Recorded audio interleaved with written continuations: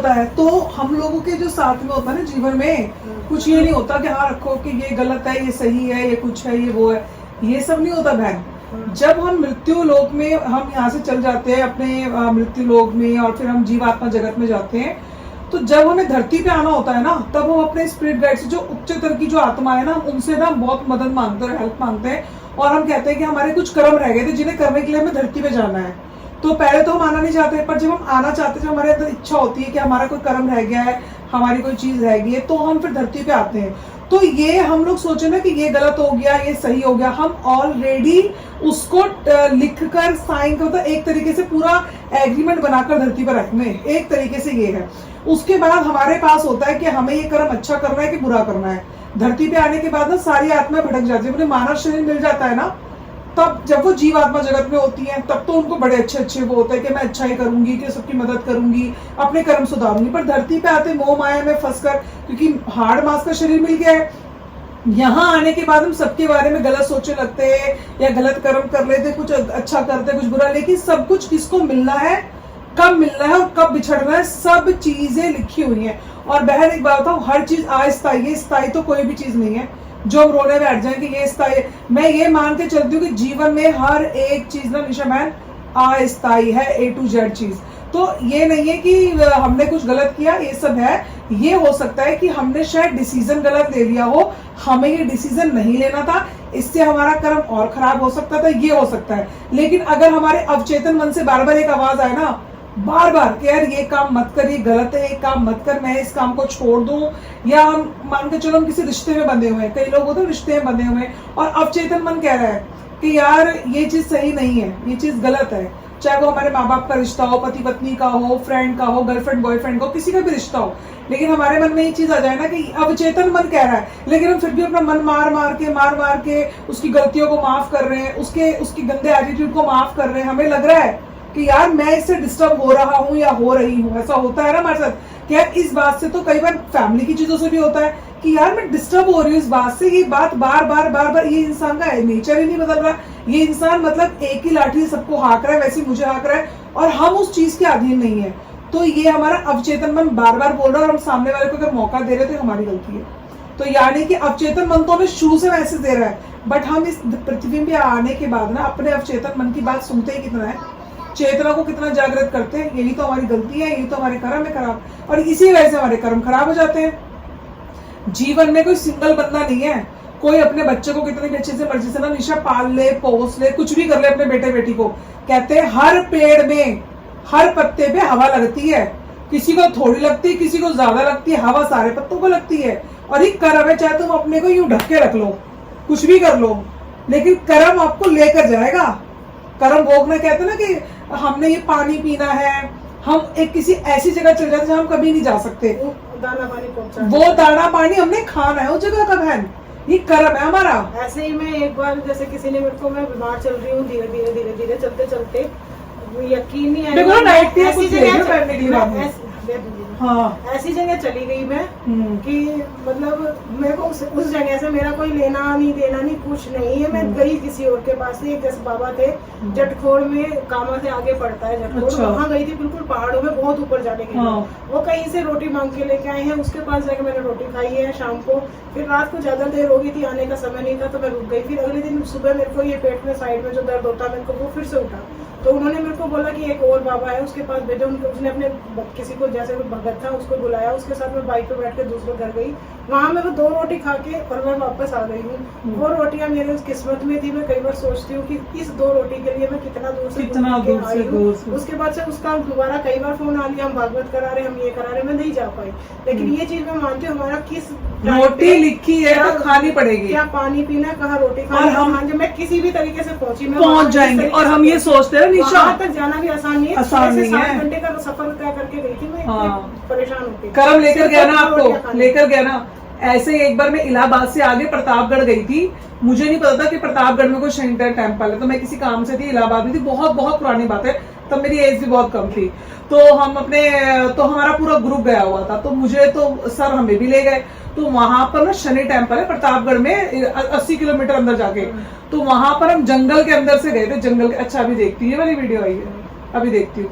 तो हम जंगल के अंदर से गए थे, जंगल के अंदर से, और मुझे वहां पे बाबा जी ने वो दिया था पहनने के लिए हाथ में धागा, और कहा था एक दिन बेटा तुम खुद चल के आओगी। और वहां हम खुद वाल्मीकि नदी में नहाए भी, खाना भी खाया, वहां का भोजन प्राप्त किया हमने, प्रसाद जो मिलता है। तो ये हमें जाना था ना वहां पे, वरना मेरे को तो क्या पता कहाँ पर क्या चीज है, कहाँ पर क्या नहीं है।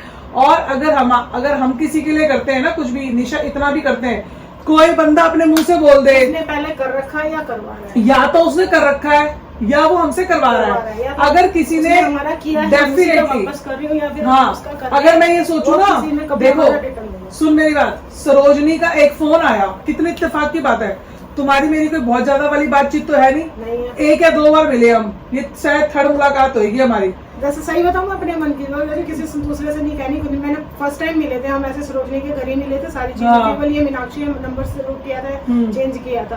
तो उसने सरोजनी मेरे से कहा कि बात करना, बहुत अच्छी लड़की है। मैंने कहा कि उसके बर्थडे पे मिले थे, मैं वहाँ पे आई थी, रानीबाग में आपके घर आई थी, ऑफिस था। फिर मैंने कहा भाई वो अपना जो काम करती है वो करती है, उसमें अपना बिजी इतनी रहती है। और फिर मुझे लगा कि जैसे थोड़ा बहुत एटीट्यूड होगा। अच्छा, मुझे देख के लोगों को लगता है कि एटीट्यूड होगा। अपने मन की, देखो मैं किसी से आज तक सरोजनी से मैंने नहीं बोला, नहीं किसी और को बोला। मुझे लगा, मैंने कहा भाई थोड़ा सा होता है भाई, अपना इसमें सब कुछ, अपना ऑफिस कर रही, सारी चीजें, हम अपना नौकरी करने वाले, ठीक है सारी चीजें। मैंने सरोजनी ने कई बार मेरे को बोला बात कर, मैंने नंबर पढ़ा, मैंने सच में कभी आपको बोल नहीं करा ना, मैंने करा ना, आपने दोनों से बात बस ऐसा हुआ। एक बार तो बरसाना जाने की बात हुई तो आपका पैर टूट गया, दोबारा बात हुई थी जब दोबारा आप घर पे आए थे। हाँ बस, और एक बार अभी होली पे मिले हम, बस ये 3 बार मैं आज ये चौथी मुलाकात है हमारी। लेकिन उसमें पहली मुलाकात में मेरे मन में यही आया था कि भाई उसमें अपना इतना काम वाम करती, इतना बिजी रहती है, तो उसमें थोड़ा सा एटीट्यूड सा अलग सा लगता है।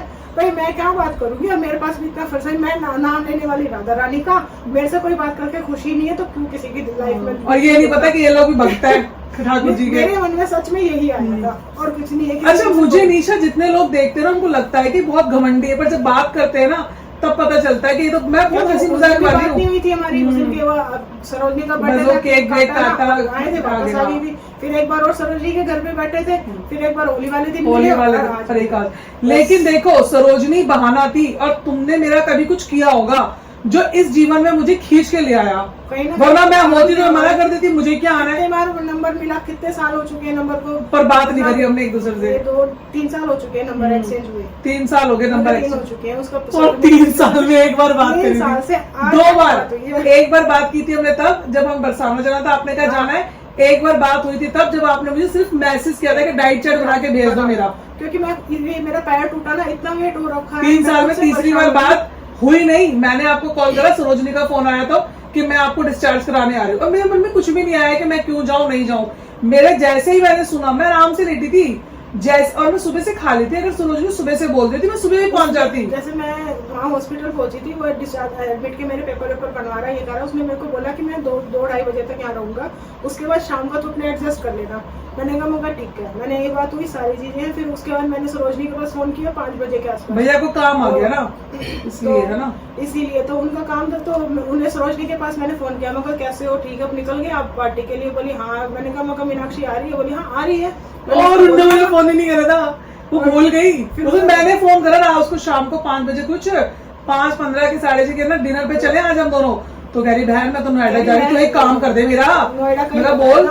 कह रही वो निशा को तो डिस्चार्ज करा दे, वो हॉस्पिटल में अकेली, उसका पति है नहीं, और वो अकेली पड़ गई है, और उसके माँ बाप यहाँ पास रहते नहीं, सब दूर रहते, और कोई उसके पास नहीं, तू चली जा। मैं कहा बहन तो तुम कह रही है, वो कह रहे थे कि भाई अब काम पड़ गया, अचानक से इसको जाना जरूरी हो गया, अर्जेंट था, तो उन्हें ये कहा था कि शाम को देख लेना। मैंने कहा कि हाँ कोई ना, आ ही जाएगा, कोई दिक्कत नहीं, आप अपना काम करो। वो मेरे पास देख मुझे भी सरोजनी बहन का फोन नहीं आया, इत्तेफाक डिनर के लिए मैंने उनको फोन कर लिया, तो उन्होंने मुझे बता दिया कि तू मेरा एक काम कर दे। आज का मेरे पास रखा था आपके साथ ये डेट याद रख लो कि यही डेट, यही रात, यही कार्य जो आपने कभी मेरे साथ कुछ अच्छा किया है और मेरी हेल्थ के लिए किया है, जो अभी मुझे आपको वापस करना है। अगर कोई इंसान ये कह दे ना कि मैंने इसके लिए ये किया, चाहे पति पत्नी क्यों ना हो, मैं सच बताऊं, माँ बाप का रिश्ता क्यों ना हो। ये जो सामने वाले मेरे फ्लोर है, सामने फ्लोर है, ये मल्होत्रा है, इनके घर ये मेरे साथ में सेक्टर 24 में रहती थी पहले, पॉकेट 18 में, और उसका इनका मेरा बिल्कुल आमने सामने फ्लोर था। वहाँ पे मेरे को रेंटेड अपना है, अभी अपना है, हमारा भी अपना है, उनका भी अपना है। वहाँ हम रहते थे। ये पहले बेच के इन्होंने यहाँ शिफ्ट हो गए। उसके बाद मैं यहाँ से चली गई थी 29 सेक्टर 29 जाने के बाद से फिर अपना ओपन लाइफ से, क्योंकि सामने दुनिया पड़ोसी रहती, मेरी कोई बातचीत नहीं हुई। फिर उसके बाद से मैं 29 के बाद से उसने वो वाला डीलर ने बोला, जिसका मकान था, मकान मालिक ने बोला कि आप तो ड्यूटी चले जाते हो, मेरे को फ्लोर दिन में दिखाना होता है, आप होते नहीं हो। मैंने कहा संडे को, बोला संडे को सबके और प्लान बने रहते हैं, घर नहीं देख पाते हैं, आप मेरा घर खाली कर दो। मैंने कहा एग्रीमेंट तो मेरा पूरा भी नहीं हुआ, 2 साल का एग्रीमेंट इसलिए बनवाया था मैंने, भाई 11 महीने जब भी हो जाते हैं आप मेरा इकट्ठा 2 साल का करवा लो। बोला ठीक है। उसने वो वाले साल पूरा नहीं हुआ तो उससे पहले मेरे को खाली के लिए जिद लगा दी। मैंने सारे के किराए के लिए दोबारा देखा, कोई किराए पे दोबारा सच बताऊं 24 में नहीं मिल रहा था। फिर खरीद लिया। इस वाले में मेरे पास सच 10 रुपए की सेविंग नहीं थी, देने वाला मेरा गोलू है। सारी चीजें मैं गोलू से बैठी बैठी यही कर रही थी, मगर गोलू इसने घर खाली करने के लिए कह दिया और हमें कहीं किराए पे भी नहीं मिल रहा, हम जाए तो जाए कहाँ। और इच्छा मेरी ये थी कि मैं अपने में जाऊँ, और अपने की तो कोई उम्मीद ही नहीं है, सारी चीजें हैं। तो उसके बाद जैसे कि मैं नौकरी करती थी, वो एक पुराने सर थे, उन्होंने मिला, उनको मैंने बोला मैं सर को एक किराए पे दिखा दो। तो मैंने कहा ये दीप बिहार कौन सा पड़ता है, जगह का भी नाम नहीं पता था, मुझे पास से निकलती तो मैं पता नहीं क्या है क्या नहीं है। तो उन्होंने कहा यहाँ पे देख ले, किराए पे दिखा देंगे। मैं कहा देख ले, यहाँ देख लेते हैं, बड़े बड़े फ्लैट बन रहे हैं, मगर रह लेते हैं। बोला कि यहाँ तो जंगल सा पड़ा, कुछ नहीं है। मैंने कहा कोई बात नहीं, मेरे को तो सुबह जाना, शाम को आना, ताला लगा के घर में जाऊँ, कोई दिक्कत नहीं है। फिर उसके बाद ये फ्लोर, मैंने सामने वाले फ्लोर में मेरी बात हुई थी, इससे पीछे गली में एक बिल्डिंग है, उसमें सारा सब कुछ पेमेंट उसकी दे दी। उसके बाद पता चला, उसने वो बोला कि मैडम आपको ये तो चेंज करना पड़ेगा, वो 27 लाख का था, ये फिर भी मेरा 22 का कितने का बड़ा 18 लाख का दिया था। सही पड़ गया, तो मतलब फिर ये वाला फिर तो कोई बुरा नहीं है। लेकिन ये कॉलोनी ना ऑथराइज नहीं है, इसको निकाल के कहीं अच्छी जगह। अभी तो फिलहाल तो मैं पीछे जाने का सोच रही हूँ। सही है, रजिस्ट्री वो करवा रहा है, पेपर रजिस्ट्री। वो कह रहा है वो फ्री होल्ड है। हाँ बस फिर ठीक है, फ्री होल्ड है तो उसका लोन हो जाएगा। हाँ आराम से हो जाएगा, फिर टेंशन नहीं है। इसलिए तो मैंने इससे जाके उधर से मैंने उससे लोन तो यहाँ पे भी हो जाता है, नहीं इस पे नहीं हो रहा, पटन नहीं है ना, तभी नहीं होता। वो कह रहा हूँ फ्री होल्ड है, उसमें 60% का होगा, 20% आपको देना पड़ेगा, 40% देना पड़ेगा, 14 लाख देना। उस टाइम पे तो मिल भी गया, अब तो ये बड़े महंगे हो रहे हैं, अब तो 50-50 लाख के हो रहे हैं। आने के बाद भी मैंने इससे 2 साल तक तो बात ही नहीं करी, मतलब हमारी बातचीत इससे नहीं हुई। फिर इसके बाद जैसे तीसरे साल इसके बाद एकदम से ये हुआ, मैं 3rd में चली गई, मेरी तबीयत सी खराब हुई हल्की सी, मैंने 1 हफ्ते का मेडिकल लिखवाया। तो मैं ये गेट खोल के बैठी रहती थी, वो पर्दा कभी लगाती थी, कभी नहीं, बाहर की लाइट जल रही, वो चढ़ रही थी, उतर रही थी। उसने फिर नीचे वाले फ्लोर पे अपना पार्लर किया, पहले उसका सेक्टर 7 में पार्लर था, तो वो पार्लर के लिए भी कहीं और जा रहे हैं, मेरे पास कस्टमर बने, तो उसने ऐसे मेरे से बातचीत होनी शुरू हुई, सारी चीजें, यहाँ भैया कब आते हैं, ये है वो है। मैंने कहा उनका बात वर्किंग है, बाहर थोड़ा सा रहता है, तो उनका आना मतलब वीकली हो पाता है, कभी डेली भी आ जाते हैं, कभी महीना छुट्टी लेते हैं, तो पूरे महीने भी मेरे पास रह जाते हैं, क्योंकि उनका वर्क ऐसा है, उनको बाहर ही ज्यादा काम होता है, तो आना जाना ऐसा लगा रहता है। तो उन्होंने उसने अपने घर से कभी कुछ बनाती है, थोड़ा सा भिजवा दिया, ये करवा दिया, मतलब इतनी बड़ी दोस्ती हो गई। और उसके बाद उसने मेरे पास मेरे को बैठी बैठी क्या कह रही, जैसे उसके मन से क्या निकला, भाई उससे बात करनी थी कि निशा एक बात बोलूं तेरे को। मैंने कहा हाँ बोल। बोल मेरे बच्चे ना 3 बच्चे हैं, उसके पास 2 लड़के 1 लड़का है, मेरे बच्चे कभी लड़ाई नहीं करेंगे, कुछ नहीं करेंगे, पर मैं और अपने बच्चों की शादी भी नहीं देख पाऊंगी, और तू मेरे बच्चों को थोड़ा सा वो बात ध्यान रख लेगी। एकदम से बोला। मैंने कहा तू आप कहाँ जा रहे हो? कह रही नहीं, मेरे को ऐसा लग रहा है कि जैसे मैं अपने बच्चों की शादी नहीं देख पाऊंगी, क्योंकि उसके कोई ब्राइडल का उसने वो था, तो अपनी बेटी को उसने तैयार करा के वो बनानी हुई, पार्लर में कोई काम सीख रहा था, कुछ था, तो उसने उससे ब्राइडल तैयार करवाई थी अपनी बेटी। तो उसने देखी ना, उस बैठ के अपनी बेटी को देखते देखते मन से बैठी रही, दीवार पे सर लगा के ऐसे बोली मेरे को कि ना मेरे बच्चों को देख लेना। मैंने कहा मैं ऐसे आप कहीं जा रहे हो? कह रही नहीं बस ऐसे ही है, जा कहीं नहीं रही, अगर मुझे कुछ हो जाए तो मेरे बच्चे देख लेना। वो बस उस टाइम पे ऐसी बात हुई। उसके बाद कोविड शुरू हो गया, पहला साल निकल गया, दूसरे साल में कोविड ऐसा शुरू हुआ, उसके दिमाग में ऐसा वहम बन गया कि आज ये कोविड से यहाँ एक्सपायर हुए, वहाँ एक्सपायर हो गया, और फिर उसको भी एकदम से वो बात कोविड ही हुआ और वो एक्सपायर हो गया। वो मृत्यु ने एकदम से बता दिया ना, जाने से अब चेतन मन को पता होता है कि हम जाने वाले हैं, जाने से पहले ये सुनो बिल्कुल उसको हर आत्मा को पता होता है कि हम कब जाने वाले हैं। उसने मेरे को जब ये चीज बोली थी ना, इस वजह से मैंने इन बच्चों का सारा सब कुछ किया। बाद में वो भगवान की मर्जी होती है, जैसा जो तब इनकी मम्मी ने तो किसके सहारे रहते हैं? पापा है, डैडी है, तभी तो फिर वो ही मौसी आ जाती है, जयपुर में मौसी रहती है, टाइम टू टाइम वो आ जाती है, तो इसीलिए अब वो बच्चे ठीक है, अब कामयाब है, सारी चीजें हैं, दोनों लड़कियां नौकरी करने लगी हैं। पहले बड़ी वाली तो पहले भी करती थी, अब छोटे वाली भी नौकरी करने लगी। कर्म किया ना आपने अपना, खत्म बात, बस आगे उनकी मर्जी। और मैं कह रही हूँ देखो बातचीत मेरी कब हुई, मतलब हम इसमें 24 में साथ रहते, कोविड 18 में, तब हमने कभी बात नहीं करी। यहाँ आने के बाद भी 2-3 साल तक इससे बात नहीं हुई, लेकिन जब बात हुई तो जब होनी थी तो इतना प्रेम भी हो गया और फिर छूट भी गया। क्योंकि मैंने आपसे क्या बोला, हर चीज का ना, मैंने आपसे क्या बोला, निश्चित है और हर चीज अस्थायी है जीवन में। कोई रिश्ता, कोई परिवार स्थायी रूप से नहीं साथ जुड़ा हुआ। सबका एक टाइम पीरियड का वक्त लिखा हुआ है। इतने टाइम तक आपकी बात होएगी, ये आपकी माँ इतने टाइम तक रहेगी। भाई सगा परिवार में बता दूं मैं, भाई बहनों का होता है, सबकी शादियां होती हैं, कोई कहीं बस गया, कोई कहीं। मैंने अपने सगे माँ मामियों को देखा है, मासी मौसियों को देखा है।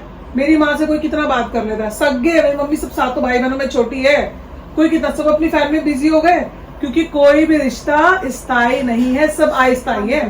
हाँ पिला देती हूँ। जो बहने भाई एक दूसरे के बिना रहते नहीं थे, वो बाद में बात भी नहीं करते, अपने बच्चों में बिजी हो गए।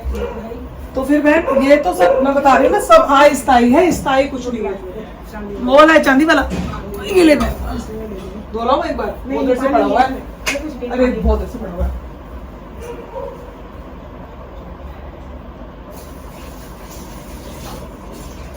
ये सही करती है, चांदी में पी लेती है ना, मन ठंडा रहता है। मेरा भी ऑफिस में ऐसा ग्लास रखा है मेरा, इससे थोड़ा इससे बड़ा है मेरा, जैसे होता नहीं ग्लास होता है पूरा स्टील का, ऐसा मेरा उसका है।